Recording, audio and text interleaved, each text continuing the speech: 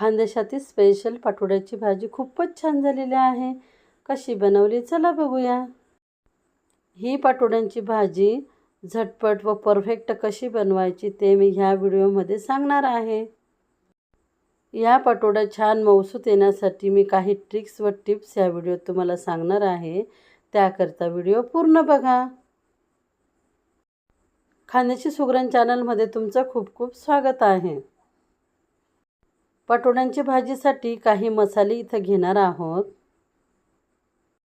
2 कांदे बारीक चिरून मी इथं खरपूस भाजून घेतलेले आहेत. 1 वाटी खोबरं मी ब्राऊन रंगावर भाजून घेतले.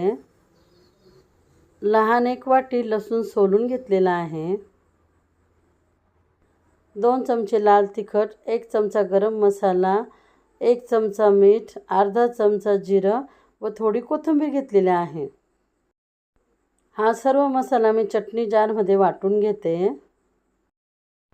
पाटोड्यांसाठी इथं मी मोठी 1 वाटी बेसन पीठ घेतलेलं आहे. या पिठात पाव चमची लाल तिखट, हळद, मीठ ओवा टाकून चांगलं मिक्स करून घेते. हे मसाले कोरडेच मिक्स केल्यानंतर त्यामध्ये 1 चमची तेल घालते. ह्या बेसन पिठामध्ये थोडं थोडं पाणी घालून घट्ट पीठ भिजवून घेते.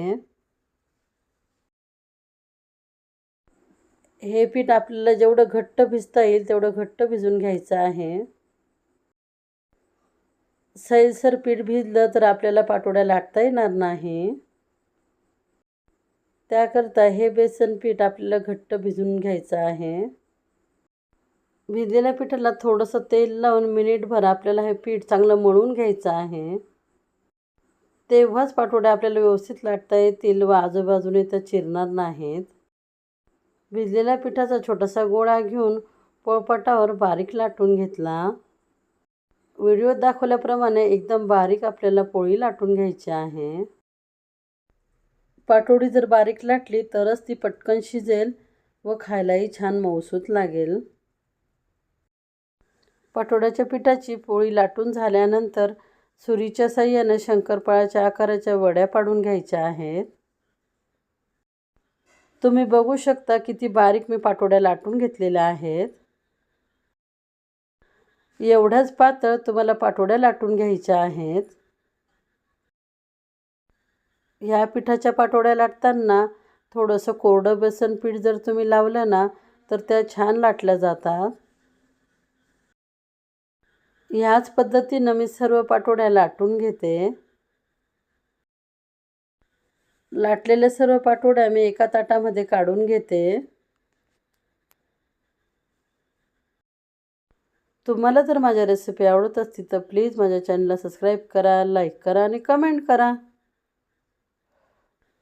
ही पाटोड्याची भाजी करण्यापूर्वीच आपल्याला पाटोड्या लाटून घ्यायच्या आहेत. पाटोड्या लाटून घेतल्या की त्या लगेच भाजीमध्ये आपल्याला टाकता येतील. गॅसवर मी कढई ठेवली व त्यामध्ये मी 3 पळ्या तेल घातलं. ह्या पाटोड्यांच्या भाजीला तेल थोडं जास्त लागतं. तेल चांगलं गरम झालेलं आहे. त्यामध्ये मी आता वाटलेला मसाला टाकते. तेलामध्ये हा मसाला चांगला परतून घेऊया. तुम्ही बघू शकता तेलामध्ये आपण पूर्ण वाटलेला मसाला टाकलेला आहे. ही पाटोड्यांची भाजी बनवायची सर्वात सोपी पद्धत आहे.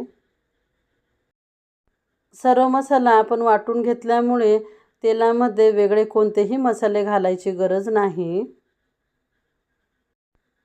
हा वाटलेला मसाला मीडियम गॅसवर आपण चांगला परतून घेऊया. ह्या पाटोड्यांच्या भाजीसाठी जेव्हा तुम्ही कांदा भाजाल तेव्हा तो थोडासा काळसर रंगावर भाजून घ्यायचा.